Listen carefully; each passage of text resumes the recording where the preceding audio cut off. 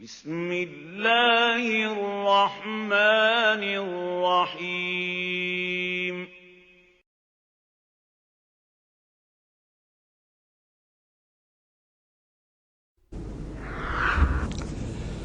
اعوذ باللہ من الشیطان الرجیم بسم اللہ الرحمن الرحیم وَإِذَا ضَرَبْتُمْ فِي الْأَرْضِ فَلَيْسَ عَلَيْكُمْ جُنَاحٌ أَن تَقْصُرُوا مِنَ الصَّلَاةِ صدق اللہ العظیم۔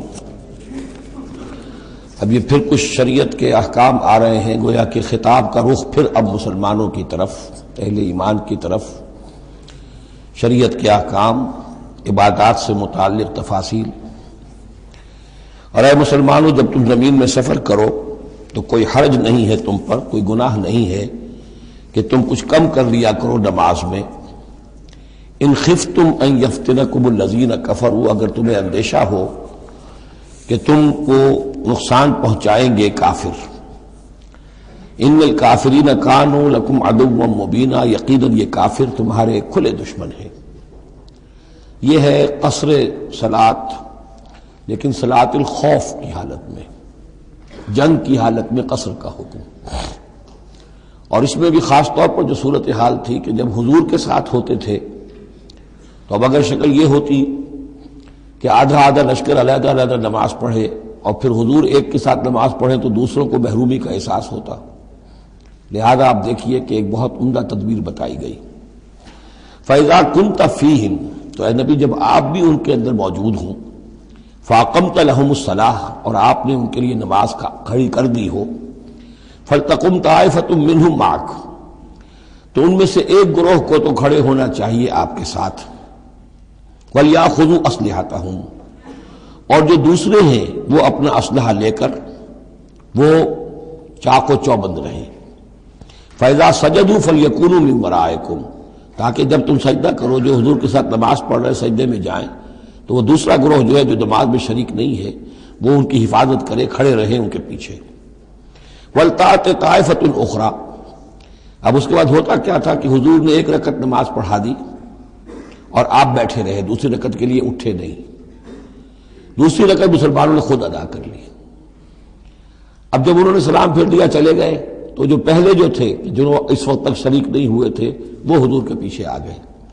اب حضور نے ایک رکعت اور پڑھی تو ان کی ایک رکعت حضور کے پیچھے ہو گئی، اس کے بعد حضور نے ایک رکعت کے بعد سلام پھیر دیا، انہوں نے پھر ایک رکعت اور ادا کر لی، اس طریقے سے کہ کوئی بھی حضور کی امامت کے شرف سے اور فضل سے محروم نہ رہے۔ فَإِذَا سَجَدُوا فَلْيَكُونُوا مِنْ وَرَائِكُمْ وَلْتَأْتِ طَائِفَةٌ أُخْرَىٰ لَمْ يُصَلُّوا فَلْيُصَلُّوا مَعَكَ، اب وہ دوسرا گروہ کو آنا چاہیے کہ جنہوں نے ابھی نماز نہیں پڑھی تھی کہ وہ آپ کے ساتھ نماز پڑھیں۔ وَلْيَأْخُذُوا حِذْرَهُمْ وَأَسْلِحَتَهُمْ، اور ان کو چاہیے کہ وہ اپنی ڈھالیں بھی، اپنا بچاؤ بھی اور اسلحہ بھی ساتھ رکھیں۔ وَدَّ الَّذِينَ كَفَرُوا لَوْ تَغْفُلُونَ عَنْ أَسْلِحَتِكُمْ وَأَمْتِعَتِكُمْ، یہ کافر تو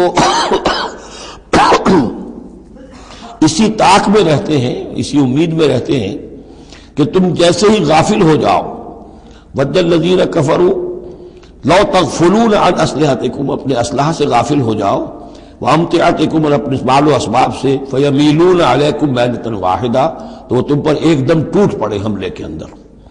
وَلَا جُنَاحَ عَلَيْكُمْ إِن كَانَ بِكُمْ أَذًى مِّن مَطَرٍ، اور کوئی حرج نہیں ہے تم پر، کوئی گناہ نہیں ہے اگر تمہیں کوئی تکلیف ہو یا بارش کی وجہ سے کوئی صورتحال ایسی ہو، اور کنتم مرضی، یا تم بیمار ہو، ان تضعوا اسلحتکم، کہ اسلحہ تو اپنا رکھ دو، وخذوا حذرکم، لیکن صرف ڈھال لے لیا کرو کہ اچانک کوئی حملہ ہو جائے تو اگر پوری تلوار نیزہ وغیرہ سب اپنے جسم پر لگایا ہوا ہے تو نماز کا پڑھنا مشکل ہے، اور یہ کہ حالات ایسے ہیں تو اسلحہ علیحدہ رکھ دیا جائے لیکن ڈھال اپنے پاس موجود رہے، تاکہ اچانک کوئی حملہ ہو تو کم سے کم انسان کو وقت ملے کہ وہ اپنے آپ کو بچا کر اور پھر وہ اپنا اسلحہ بھی لے لے گا۔ ان اللہ اعد للکافرین عذابا مہینا، یقیناً اللہ تعالیٰ نے کافروں کے لیے ایک بہت اہانت آمیز عذاب تیار کر رکھا ہے۔ فَإِذَا قَضَيْتُمُ الصَّلَاةَ، پھر جب یہ نماز اس طریقے سے تم ادا کر لو، فَاذْكُرُوا اللَّهَ قِيَامًا وَقُعُودًا وَعَلَىٰ جُنُوبِكُمْ، تو پھر ذکر کرو اللہ کا، کھڑے ہوئے، بیٹھے ہوئے، لیٹے ہوئے، سواریوں پر چلتے ہوئے۔ وہ ذکر جو ہے وہ ذکر کثیر، وہ صرف نماز کے ساتھ نہیں ہے، بلکہ جیسے سورہ جمعہ میں آیا ہے کہ فَإِذَا قُضِيَتِ الصَّلَاةُ فَانتَشِرُوا فِي الْأَرْضِ وَابْتَغُوا مِن فَضْلِ اللَّهِ وَاذْكُرُوا اللَّهَ كَثِيرًا لَعَلَّكُمْ تُفْلِحُونَ۔ ہر حال میں جب تم اللہ کو یاد رکھو، اللہ کا ذکر کرتے رہو. ادعیہ معصورہ ہیں، اوراد معصورہ ہیں، اوراد مسنونہ ہیں، ان کے سے اپنی زبان کو اور اپنے ذہن کو اور قلب کو ایمان کے ساتھ تر و تازہ رکھو.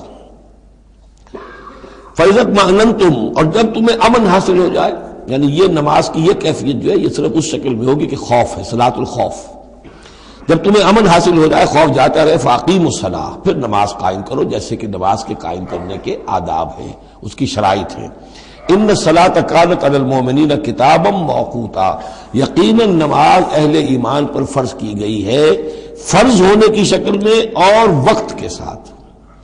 اس کی فرضیت ہے اور موقوت ہے، اس کے اپنے اوقات ہیں. اور اس اوقات کے ضمن میں آپ کو بتا چکا ہوں کہ حضرت جبرائیل نے 2 دن نماز آپ کو پڑھائی. ایک دن 5 نمازیں اول وقت میں، دوسرے دن 5 نمازیں آخر وقت میں، اور بتایا کہ ان کے مابین وقت ہے. وَلَا تَهِنُوا فِي ابْتِغَاءِ الْقَوْمِ، اور دیکھو اس قوم یعنی اپنے دشمن کا پیچھا کرنے میں سست نہ بنو. اب تو یوں سمجھیے کہ جو حق و باطل کی جنگ ہے وہ آخری مرحلے کو پہنچ رہی ہے. اب آخری مرحلے پہ آ کے تھک نہ جانا. وَلَا تَهِنُوا فِي ابْتِغَاءِ الْقَوْمِ، ان کا پیچھا کرنے میں سست مت پڑو، ہمت نہ ہارو. ان تکونوا تعلمون، بڑے پیارے الفاظ ہیں. اگر تمہیں کوئی تکلیف پہنچتی ہے، الم پہنچتا ہے، بے آرامی ہے، فإنہم یعلمون کما تعلمون، تو کیا انہیں نہیں پہنچتا؟ انہیں بھی تو تکلیف پہنچتی ہے، وہ بھی جنگ کر رہے ہیں، وہ بھی زخم کھاتے ہیں، ان کے بھی لوگ مر رہے ہیں، وہ ساری تکلیفیں انہیں بھی پہنچ رہی ہیں، دشمنوں کو بھی. وَتَرْجُونَ مِنَ اللَّهِ مَا لَا يَرْجُونَ، اور تم اللہ سے امیدیں رکھتے ہو جو وہ نہیں رکھتے. تمہیں تو جنت کی امید ہے، تمہیں اللہ سے مغفرت کی امید ہے، انہیں تو یہ بھی نہیں ہے. تو اس اعتبار سے تمہیں تو ان سے کہیں آگے بڑھ جانا چاہیے.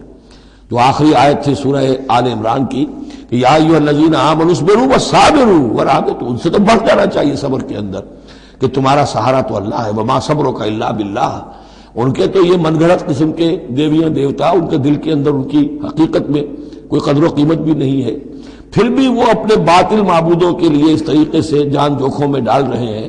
تو مسلمانوں تمہیں تو اس سے 10 گنا کرنا چاہیے.